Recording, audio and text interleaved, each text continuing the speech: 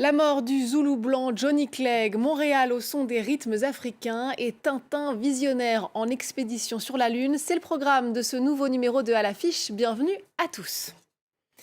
On le surnommait donc le Zoulou blanc. Johnny Clegg est mort à l'âge de 66 ans des suites d'un cancer. Le chanteur était un symbole de l'Afrique du Sud et de la lutte contre l'apartheid, ce qui lui valut censure et interdiction de concerts dans son pays.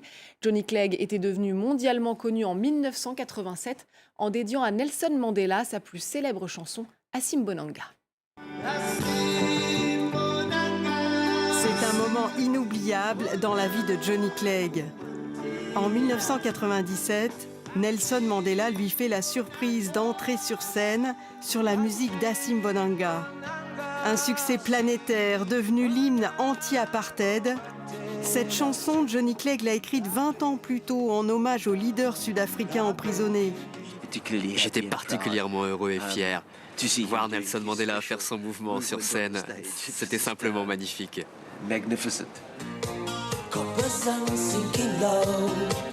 Dès son premier tube, Scattering of Africa, cet artiste défend la mixité des cultures.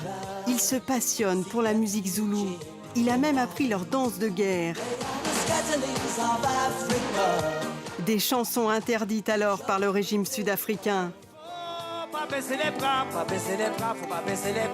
Un artiste qui a vendu plus de 5 millions d'albums et que la France a adopté dès le début de sa carrière. La France a été très bonne avec moi. Elle m'a mis le pied à l'étrier.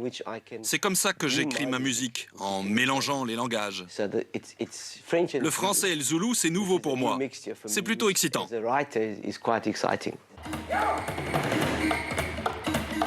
Après la fin de l'apartheid, c'est un artiste qui poursuivra son combat pour la paix à travers d'autres albums, d'autres tournées.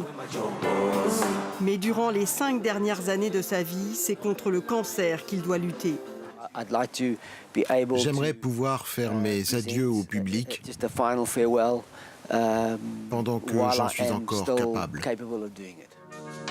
Johnny Clegg s'est éteint à l'âge de 66 ans, mais il nous laisse un message universel d'humanité.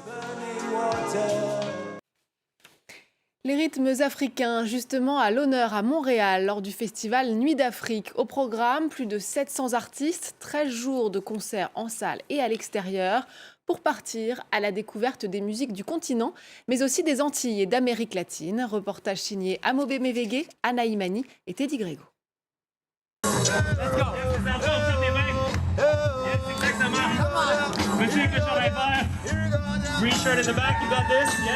Salut à tous, bienvenue à Montréal. Cette année encore, la 33e édition du Festival des Nuits d'Afrique accueille des dizaines d'artistes venus de tous les continents. Des artistes qui vont offrir des spectacles à la fois gratuits ou payants à un public fort chaleureux, ce qui confère à cette ville une humeur et une ambiance particulièrement festive.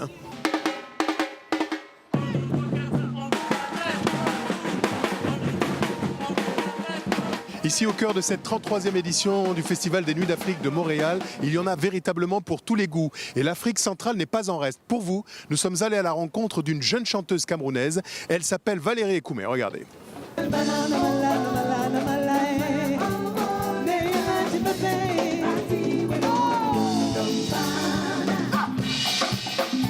Nuit d'Afrique, pour moi, c'est une possibilité de pouvoir exporter ma culture, celle qui m'est chère, celle de mon enfance, celle que j'ai aussi apprise avec tonton Manu Dibango et tout ça, et pouvoir la partager ici aussi. J'ai pas senti les années passées. C'est 33e édition. On présente des cultures, des musiques qui changent, qui bougent. On apprend tous les jours. On reçoit des nouveaux artistes, beaucoup de talents. Et beaucoup d'artistes de culture où l'humanité est tellement présente et c'est ça la force de Nuit d'Afrique à Montréal. Nous voici devant le Balatou Club, là où toute cette fabuleuse aventure musicale a débuté. Ici à Montréal, le soir s'installe au cœur de cette 33e édition qui a fait la part belle aux musiques du Mali, notamment à travers la présence des Songhai Blues et le légendaire Salif Keita qui a procédé à l'ouverture du festival.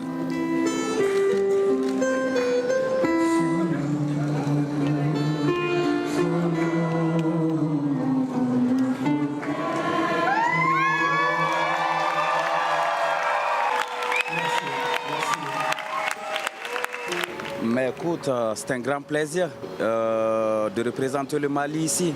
C'est que le Mali a beaucoup à exporter en matière de culture, de musique. Et on a nos aînés, nos tontons qui sont passés par là. Et c'est un grand plaisir pour nous et plus qu'une fierté de suivre leur pas ici.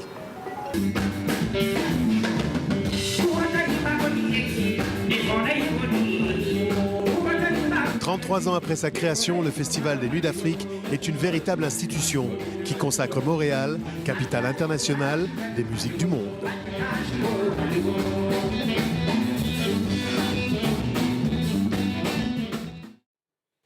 Il y a 50 ans, l'homme faisait ses premiers pas sur la Lune, un voyage fascinant et historique qu'avait déjà imaginé le célèbre BDiste belge Hergé dans ses 2 albums de Tintin, Objectif Lune et On a marché sur la Lune. S'il n'était pas le premier dessinateur à inventer des histoires de conquête lunaire, aucun avant lui n'était parvenu à un récit aussi crédible. Reportage d'Alix Le Bourdon. Plus de 15 ans avant cette phrase légendaire, un célèbre reporter avait déjà foulé le sol lunaire. Tintin, premier homme sur la Lune, l'affirmation peut prêter à sourire, mais pour beaucoup, le double album d'Hergé sorti dans les années 50 était particulièrement visionnaire. C'est une couverture où la rigueur scientifique est là. Regardez les rampes de lancement, regardez le dessin de la fusée, celui de la Jeep. Mais justement, malgré toute la rigueur d'Hergé et de son équipe, il y a eu un petit oubli qui n'a jamais été corrigé. D'ailleurs, c'est qu'on aurait dû voir un tout petit morceau du volant de la Jeep Ulysse. Sinon, cette couverture est extraordinaire, évidemment, parce qu'on voit les personnages Tintin et Haddock qui sont complètement ahuris parce qu'ils découvrent pour la première fois l'œuvre de Tournesol qu'on avait traité de zouave. L'humour a toute sa place dans ces 2 albums, mais n'empêche pas l'exactitude des dessins. Des cratères lunaires très réalistes, des combinaisons d'astronautes crédibles, l'auteur s'était entouré de spécialistes. Il y avait déjà eu pas mal d'histoires, de bandes dessinées, d'histoires illustrées, mais souvent c'était ce que Hergé ne voulait pas, c'est-à-dire avec des petits martiens, des hommes bizarres, des créatures un peu spéciales, etc. Non, lui, il voulait quelque chose qui soit vraiment un récit scientifique. Enfant, Dirk Frémouth avait découvert les albums de Tintin avec fascination. Mais des années plus tard, ce sera lui le premier Belge à aller dans l'espace. Cet astronaute reconnaît quelques approximations dans la bande dessinée, notamment les scènes cocasses en apesanteur. Il n'y a pas ces accidents qu'on a ici. Il faut apprendre à vivre en apesanteur. Donc, on ne peut pas faire des mouvements trop forcés, il faut faire tout lentement. Auteur d'albums fantastiques, François Skeuten connaît la force de la bande dessinée dans les récits d'anticipation. Il faut être un équilibriste sur un fil extrêmement fragile, trouver le bon équilibre. Entre le réel et l'imaginaire, entre le réel et le fantastique, entre le réel et la vision futuriste, il faut savoir le doser pour que l'œil s'accroche et croit en ce que vous faites. Une recette qu'avait trouvée Hergé dès les années 50. Son double album a fait rêver toute une génération qui, 15 ans plus tard, vivra cette fois pour de vrai les premiers pas de l'homme sur la Lune. Et c'est la fin de cette émission. Merci à tous de nous avoir suivis. N'oubliez pas de nous retrouver sur france24.com ainsi que sur tous nos réseaux sociaux. On reste en orbite pour finir cette émission avec la magnifique exposition consacrée à la Lune au Grand Palais, ici à Paris. Chagall, Miro, Rodin, 190 œuvres pour explorer la fascination des artistes pour cet astre à travers l'histoire. Je vous laisse découvrir et vous dis à très vite.